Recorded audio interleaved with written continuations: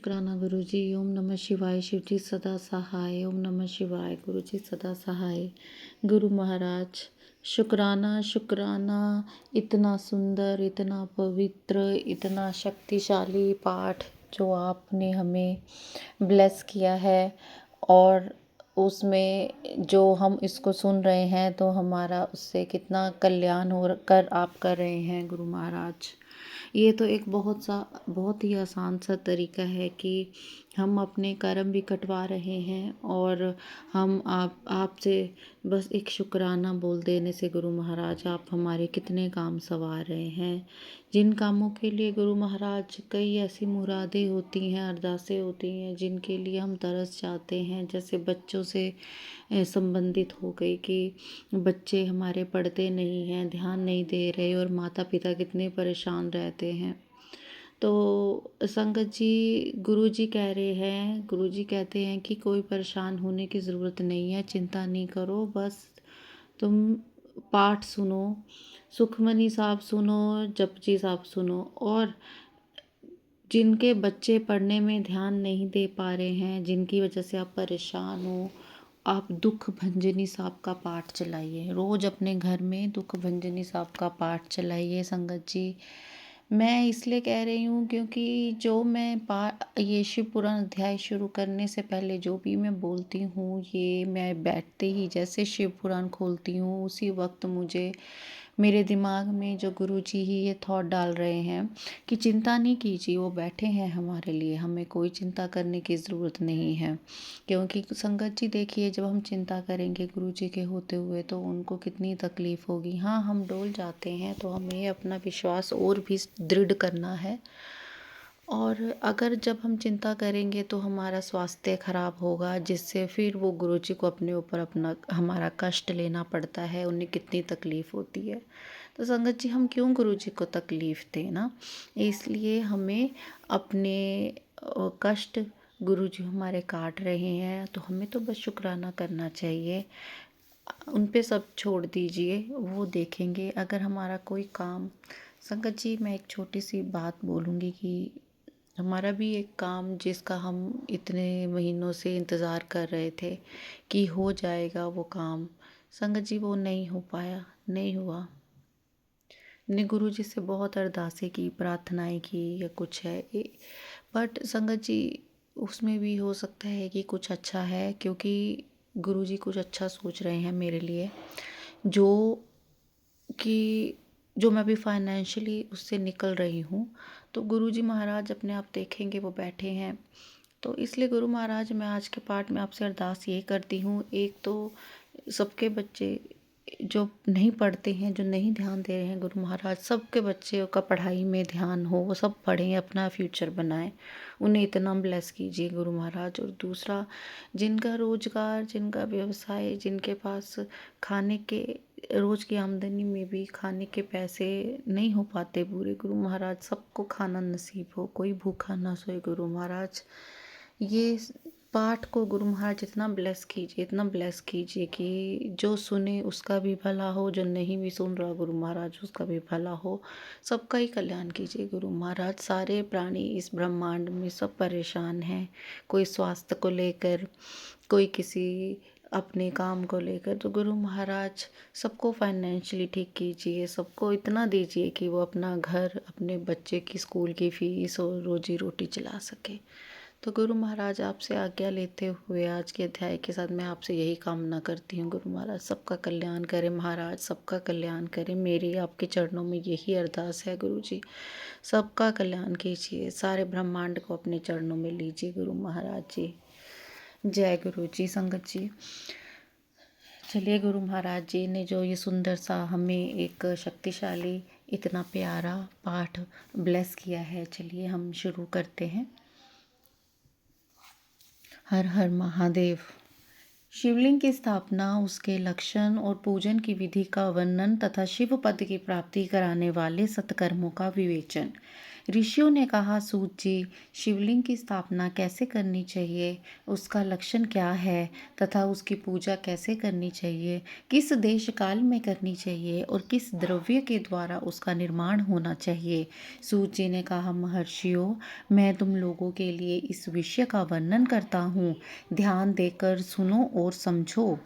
अनुकूल एवं शुभ समय में किसी पवित्र नदी में आदि के तट पर अपनी रुचि के अनुसार ऐसी जगह शिवलिंग की स्थापना करनी चाहिए जहाँ नित्य पूजन हो सके।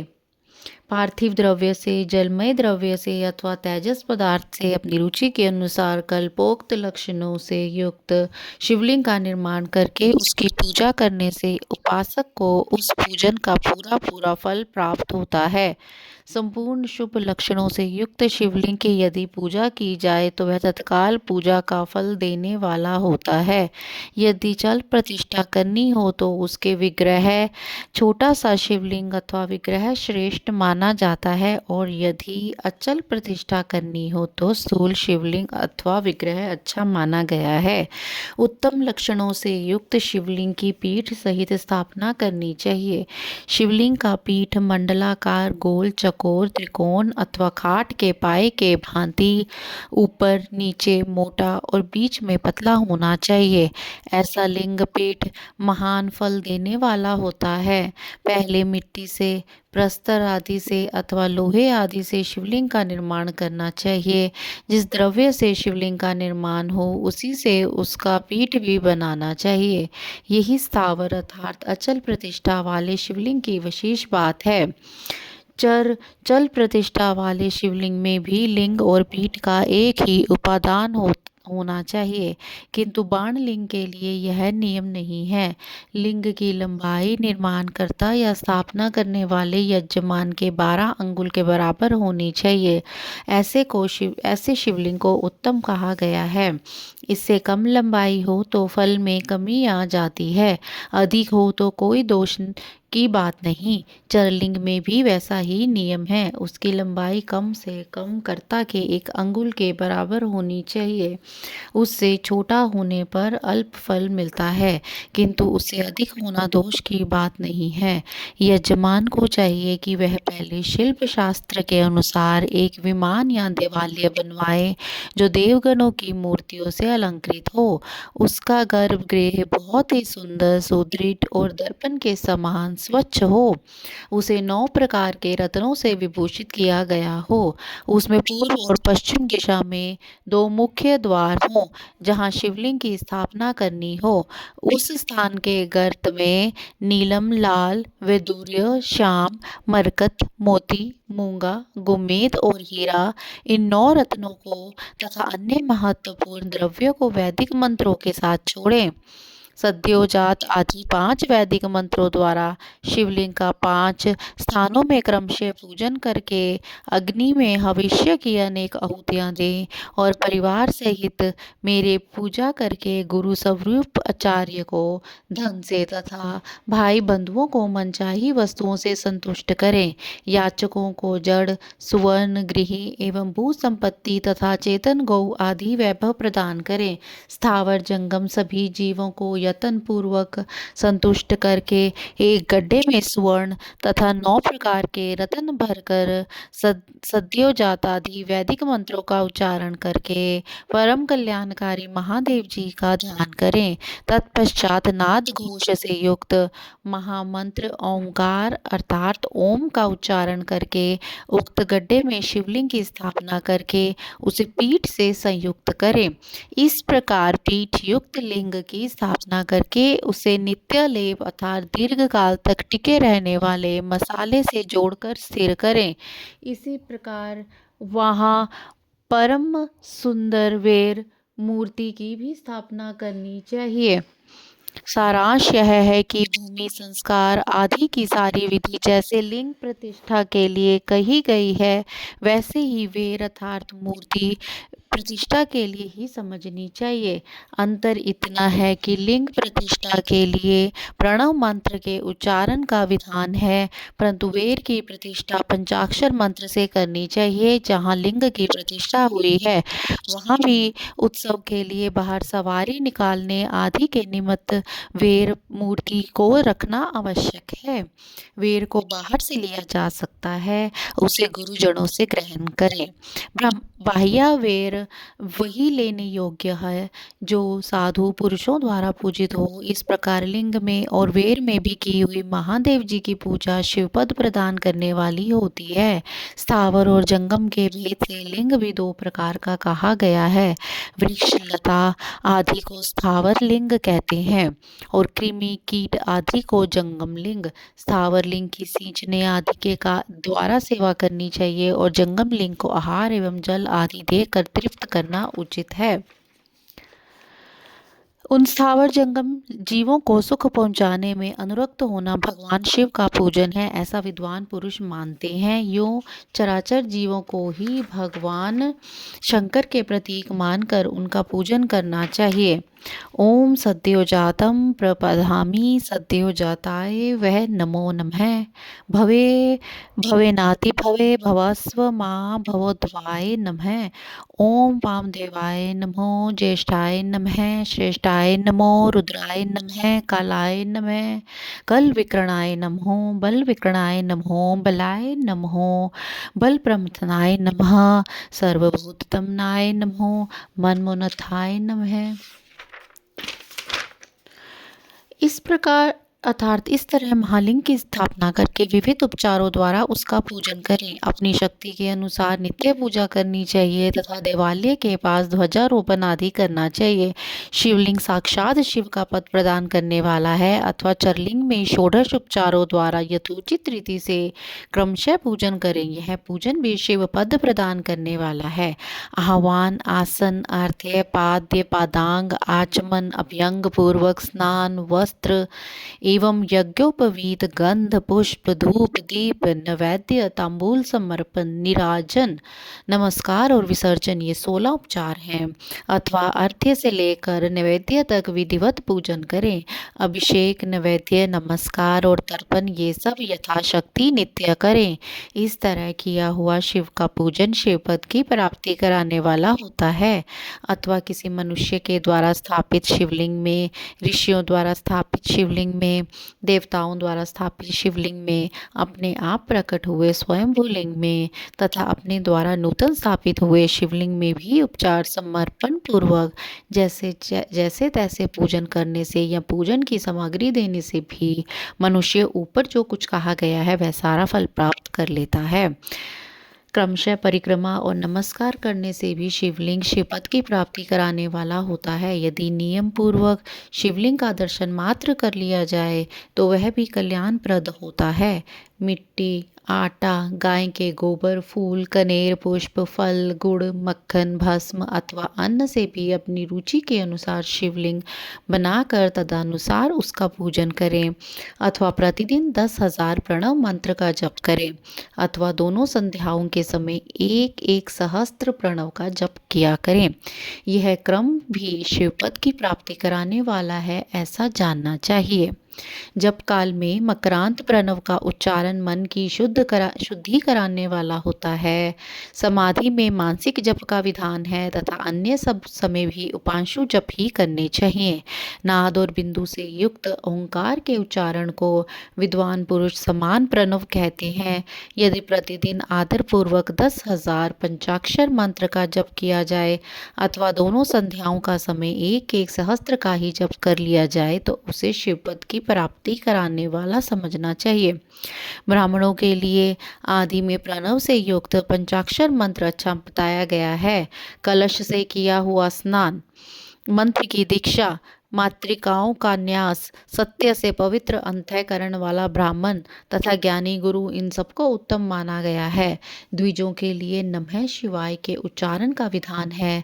द्विजेत्रों के लिए अंत में नमः पद के प्रयोग की विधि है, अर्थात वे शिवाय नमः इस मंत्र का उच्चारण करें। स्त्रियों के लिए भी कहीं कहीं विधि पूर्वक नमोंत उच्चारण का ही विधान है, अर्थात वे भी शिवाय नमः का ही जप करें।